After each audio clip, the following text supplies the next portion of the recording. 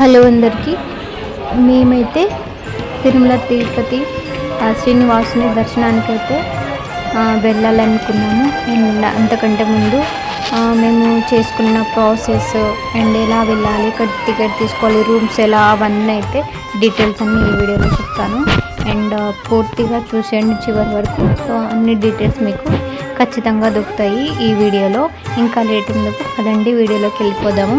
So మేమైతే 4 days plan చేసుకున్నాము. 4 days ప్లాన్లో మేము 1 day జర్నీ కని తీసుకున్నాము. అండ్ మేము ఆన్లైన్లో ప్రతి మంత్ 24 కల్లా మనకి దర్శనం టికెట్స్ దొరుకుతాయి, టోకెన్స్. అండ్ ఆఫ్లైన్లో కూడా మనం క్యూ లైన్లో నిలబడి తీసుకోవాలి. 3 places ఉంటుంది అక్కడ. ఇక్కడ మేమైతే స్టార్ట్ అయిపోయాము.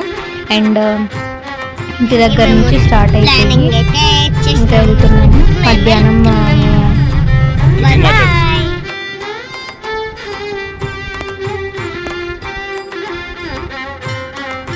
సో మేము స్టార్ట్ అయ్యింది ఈవినింగ్ 5 o'clock. ఇంకా ఇంట్లో అంతా జర్నీ బ్యాగ్ లగేజ్ అంతా ప్యాక్ చేసుకొని అందరం డ్యూటీస్ నుంచి ఇంటికి వచ్చి పోయేసరికి ఇంకా 5 o'clock అయితే అయిపోయింది. ఇంకా ఇక్కడ నుంచి అయితే స్టార్ట్ అయిపోయాము. ఇక్కడ రీచ్ అవ్వగానే ఈవినింగ్ 5 o'clockకి స్టార్ట్ అయితే మాకు ఖచ్చితంగా 12 hours పట్టింది. ఇక్కడ 5కి స్టార్ట్ అయితే అక్కడ రీచ్ అయ్యేసరికి కూడా 5 అయింది. మేము ఆఫ్లైన్లో టికెట్ తీసుకోలేదు కాబట్టి ఆన్లైన్లో టికెట్ తీసుకోలేదు కాబట్టి ఆఫ్లైన్లో తీసుకుందామని చెప్పేసి వెళ్ళాము. సో ఆఫ్లైన్లో అక్కడ 3 places ఇస్తారు: Bhudevi complex, Srinivasa complex and Vishnu నివాసం. ఈ 3 చోట్ల అయితే మనకి ఆఫ్లైన్లో టికెట్స్ దొరుకుతాయి. అండ్ అది కూడా మనము లైన్లో నిలబడాలి. అండ్ ఇదైతే తిరుమలలో ఎంట్రీ అయిపోయాము. ఇంకా అక్కడ నుంచి మామూలుగా లేదు. సో వైబ్ అయితే నాకు చాలా అంటే చాలా పీస్ఫుల్గా హ్యాపీగా అనిపించింది. ఆఫ్టర్ 15 years తర్వాత ఆ తండ్రిని దర్శించుకోవడానికి, ఆ తండ్రిని చూడడానికి అయితే వెళ్తున్నాను. అండ్ అదే ఇది వైపు మార్నింగ్ ఇంకా మనం లైన్లో నిలబడాలి. ఇదంతా మనము ఇప్పుడు భూదేవి కాంప్లెక్స్లో మేమైతే టికెట్స్ తీసుకున్నాము. అండ్ బస్ స్టాండ్ పక్కకే ఉంటుంది. అండ్ ఆ తర్వాత ఎవ్రీ డే ప్రతిరోజు మార్నింగ్ 5 or లేదంటే క్రౌడ్ ఎక్కువ ఉంటే 4 o'clock కల్లా కూడా మనకి టికెట్స్ ఇస్తారు టైమింగ్స్. మనము 3 o'clock లోపే మనం అక్కడ ఉంటే మనకి తొందరగా SSD టోకెన్స్ అయితే దొరుకుతాయి. అండ్ మేము 5 o'clock అయ్యింది కదా మేము అక్కడికి వెళ్ళేసరికి. సో మాకు DD టోకెన్స్ దొరికాయి. క్రౌడ్ అంటే చాలా ఉంటుంది. తొందరగానే ఇచ్చేస్తారు మనకి టోకెన్స్.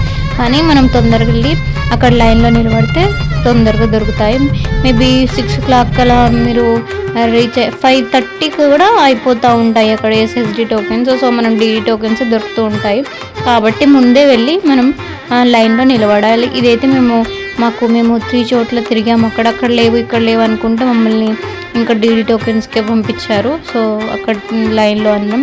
కానీ అక్కడ ఆధార్ కార్డులు అయితే కన్ఫామ్గా తీసుకోవాలి, మనం అందరము తీసుకెళ్ళాలి. సో మేము చిన్నపిల్లలకు ఉండదు, మనకి అబౌట్ 12 years తర్వాత నుంచి అయితే తీసుకోవాలి.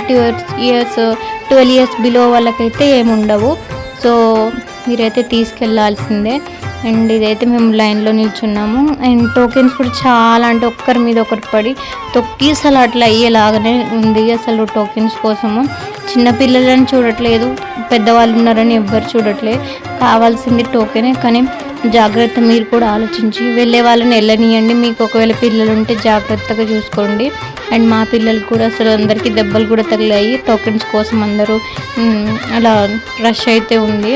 సో మేము ఇంకా టోకెన్స్ తీసేసుకొని కొంచెం ఫ్రెష్ అయ్యి అరుణాచలానికి అయితే స్టార్ట్ అయ్యాము. అక్కడ దర్శనం చేసేసుకొని అండ్ నెక్స్ట్ డే అయితే వస్తున్నాము. అండ్ ఇదైతే వెళ్ళే దారిలో మనకి ఆ తండ్రి యొక్క రూపం కనిపిస్తూ ఉంటుంది దారిలో.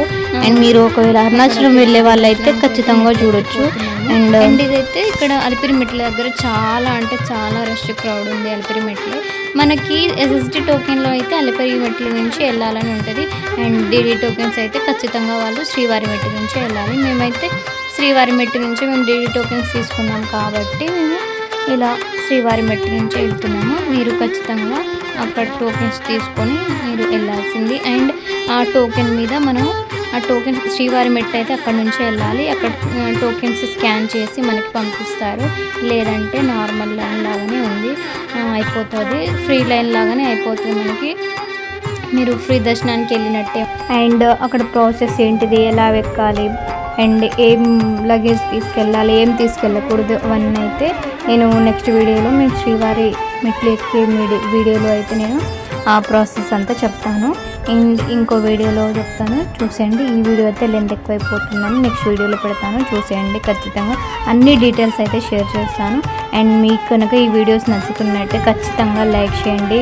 అండ్ ఎవరికైనా యూజ్ అవుతుంది అనుకుంటే ఖచ్చితంగా షేర్ చేయండి. నన్ను కొంచెం సపోర్ట్ చేస్తారని అనుకుంటూ మరొక మంచి వీడియోతో మేము ఉంటాను. అండ్ ఖచ్చితంగా ఈ వీడియో మీకు నచ్చుతుందని అనుకుంటున్నాను. ఇదైతే మా శ్రీవారి మెట్టు నుంచి వెళ్ళే మార్గం. అండ్ మంచి వీడియోస్తో మేము ముందుంటాను. Thanks for watching. బాయ్.